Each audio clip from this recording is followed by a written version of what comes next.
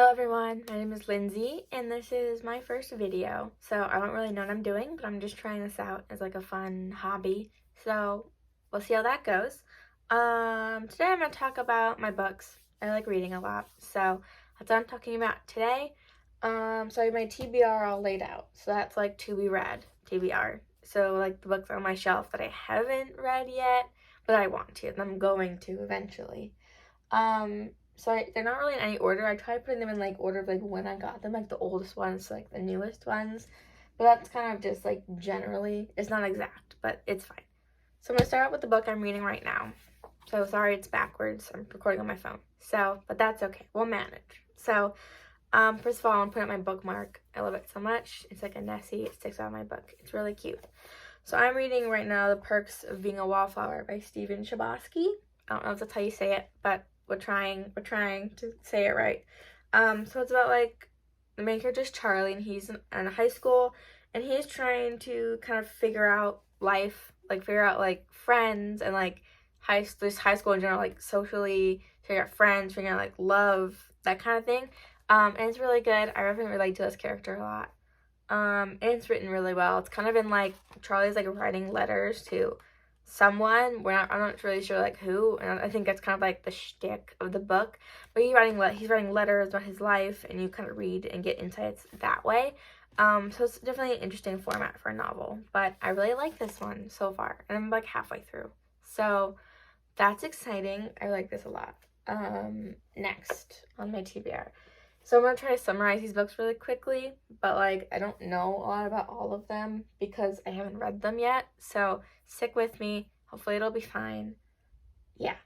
So I have this one. It's My Dear Hamilton by Stephanie Dray and Laura McCamoie. Kamoie. I don't know how to say that, but I have this. A friend gave it to me because I went through like a Hamilton phase a while ago. And this has just been on my shelf and I haven't read it yet. And it's really thick, so that's kind of intimidating. But from what I can understand, it's about like Eliza Hamilton and her life and like almost like her diary maybe. I'm not sure. But I mean like there's dates in it. Like there's dates. So not sure, but I'll get to this eventually. I think it sounds interesting still, even though I'm like kind of out of that Hamilton phase, but I still like listening to it. Yeah, it has deckled edges, so it's like the pages are kind of like varied on the edge, not like all straight. So that's fun. I love that. Some people don't like that. I do, because I think it's pretty on the shelf. But that's that book, and that's probably the oldest one on my TBR. But it's happening. And all these books are physical. I tend to like paper books more than like Kindle books, which is totally cool. Like my mom loves the Kindle. I like tend to gravitate towards like book like real books, but it's fine. Kindles are great too if you like that, if that's your jam. Then we have this one. This book is The Girl in the Picture by Alexandra Monir, Monir. I think this is a thriller about like teens at a party and like something happens and it's scary. Cool. So it looks like some like a popular boy in high school was killed and found in the woods. And then there's a picture of a girl like with him in his pocket or that was on him. And then yeah, and so that's like our main character who's like kind of shy, kind of like geeky. And then yeah, and so then they and then she became a suspect and now they're investigating it. Yeah, something like a teenager kind of book, like thriller kind of thing. But I think it sounds interesting. This was a Christmas gift. Oh, like a year ago, 2 years ago.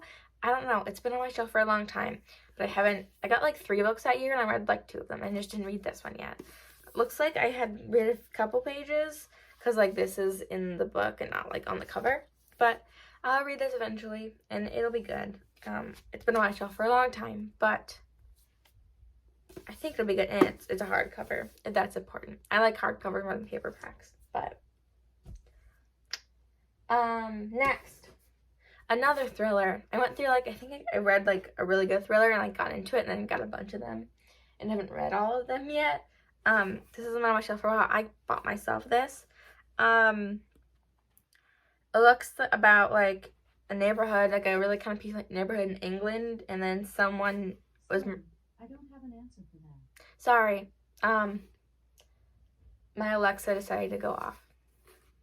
Yeah, I don't know why. I didn't say her name, but so it looks like a peaceful neighborhood in England was there, and someone was murdered in their kitchen, and we don't know who, and they're trying to figure it out because it's like a peaceful neighborhood, so like things don't usually happen there. I'm not sure how this is narrated, but like the blurb on the back doesn't mention any of the characters. So, well, obviously someone killed someone, but we'll figure it out if I read this book ever. I don't even think I read the title to you. It's called Watching You by Lisa Jewell. Ta-da!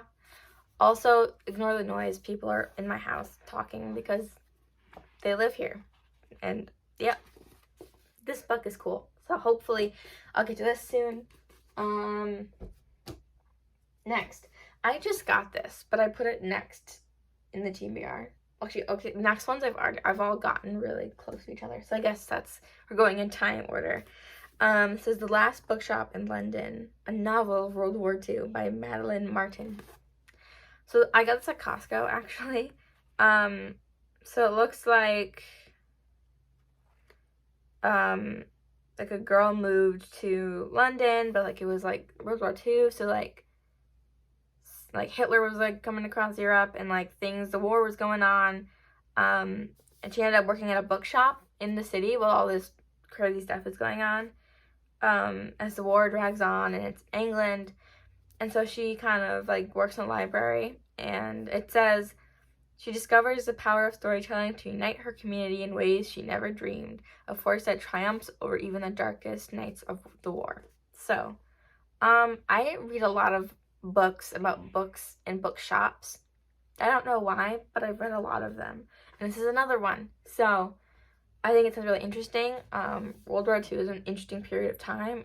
It was like really dark and horrible, but it was interesting to learn about. So I decided to read this. It's another book about bookshops and books in general. Very, very meta, but I think I used that word right. But, ta-da.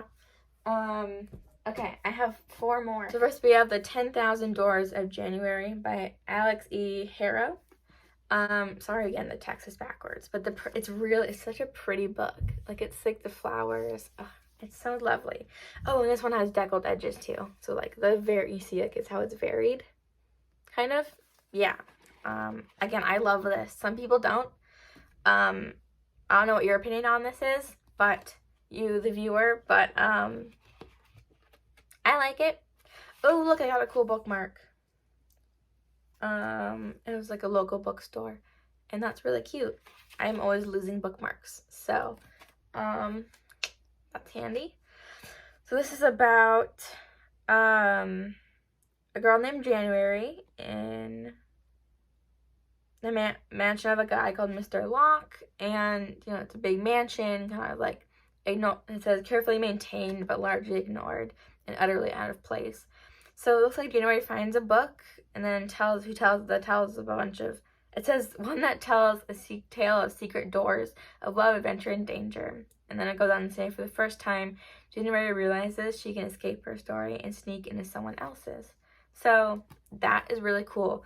I'm not sure what genre this would be in. I read a lot of like fiction. I don't usually gravitate towards fantasy and sci-fi, but I do read dystopian books occasionally. This is kind of like the book that's like fiction, but like with magical elements in it. So it's like a bridge between like, it's not totally fantasy, but it's not like realistic fiction. It's like right in the middle. There's definitely a word for that. I don't know the word, but that's this book. So that'll be fun. I'm really excited for this one. I'm excited for all of these, but like these last 4, I feel like are the ones that appeal to me the most right now. And that's one of them. And I just got this one too. So next, I have The Anthropocene Reviewed by John Green. this was a popular one. I've seen it a lot. It like went around and went on TikTok a lot. Like people were reading it and seeing it. And obviously I follow John Green on TikTok. But anywho, this is from a podcast. He's a podcast with the same title.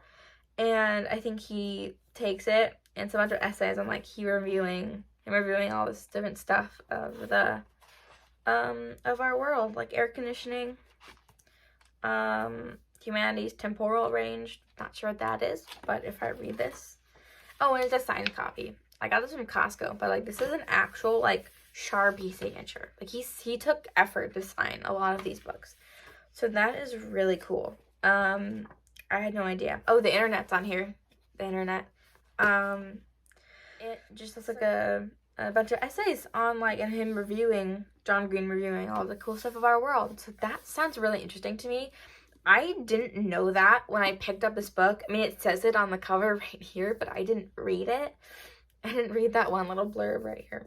So I didn't know. I thought this was like a book, like a story, but it's not different, which is awesome because like I have not read any of his other books because they don't like always appeal to me, but I should if I like this, which I think I will.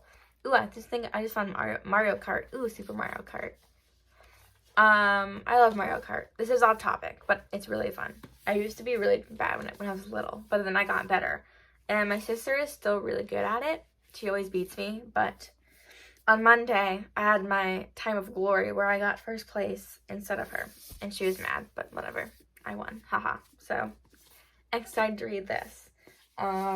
Yeah, that one's really interesting. Definitely a lot different from all of these. Hold on, I have Starbucks. I'm gonna take a sip of this. It's like the kiwi refresher. I think this is a star drink because it has coconut milk in it, but it's delicious. I recommend. Tastes like a Jolly Rancher. It's so good. Yeah, okay.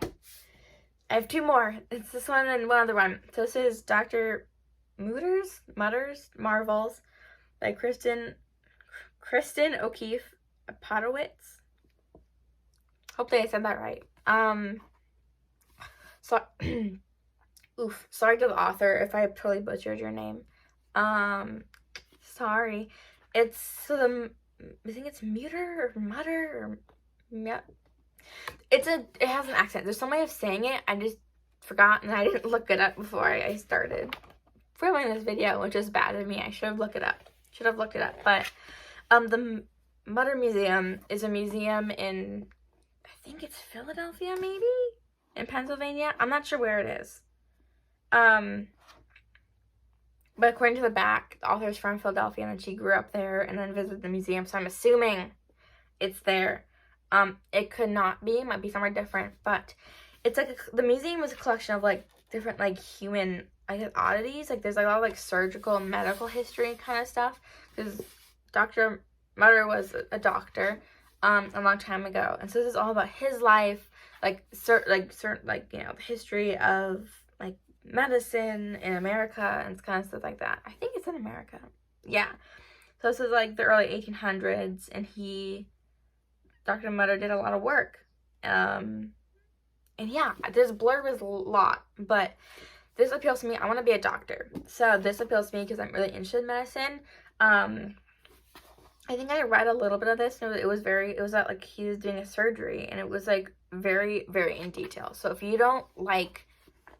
can't handle stuff like that, I would not recommend reading this. I haven't even read this yet, but like I've read a little bit of it, like a couple pages. So if you don't like if you're squeamish, don't read this, or do if you want to take that risk. It sounds really interesting, but I'm excited to read it. I'm getting super rambly. Sorry about that, but I'm excited.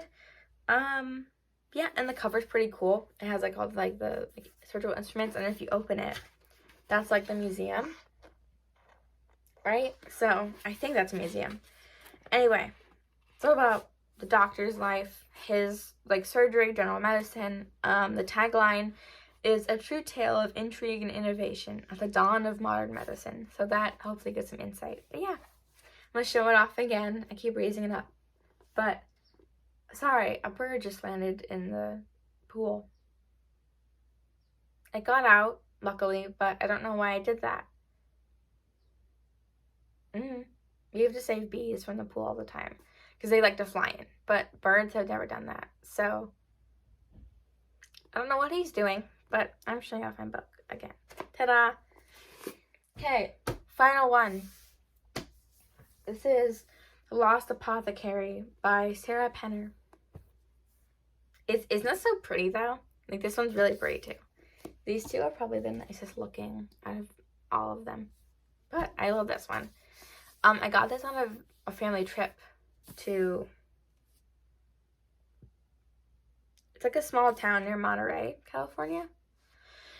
Yeah, I'm not sure exactly the place it was, but it was really cute, and I got it at a really cool bookshop. It was like a cafe and bookshop combined, and I got a honey lavender latte while I was there, which was really good. I love lavender, like, smell and, like, flavor things. Oh, look, they gave me a bookmark, too. Pacific Grove, that's the town we visited. Yep, and it has an owl on the back. So that's cool. We love bookmarks. So this is about a secret apothecary shop that caters to women who like sells poisons to take care of, and I quote, the oppressive men in their lives.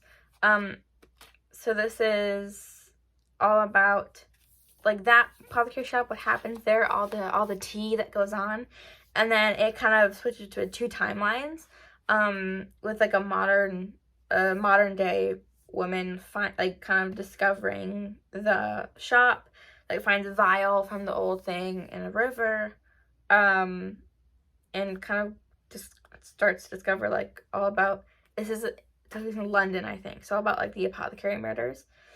Again, I'm just reading this quickly to try to summarize it for you, but I'm really excited to read this. It sounds super interesting, super intriguing, like the plot's just really interesting. And the book is so I'd read this. I'm probably gonna start this one right after I finish this. Because this has been on my shelf for like a little bit, couple months. And that's it. Yeah. I don't know when I got this, but like it's been a month or 2 or 3. Yeah, so that's all my books in my TBR. I know some people on YouTube have really long TBRs, like 40 books or something crazy like that. I have, not including the one I'm reading, 1, 2, 3, 4, 5, 6, 7, 8. 8.5 if you include this. But, yeah, I thought that was a lot, but I need to get to reading. The thing about me is that I either read a lot all at once, or I read nothing at all. Like, I read a book a while ago, and I read the whole thing. It was like a 350-page book in like 3 days, maybe 2 days. And then, like, I was like super into it, and that's all I wanted to do for those, like, that period of time. And then, like, nah, then I took a long break.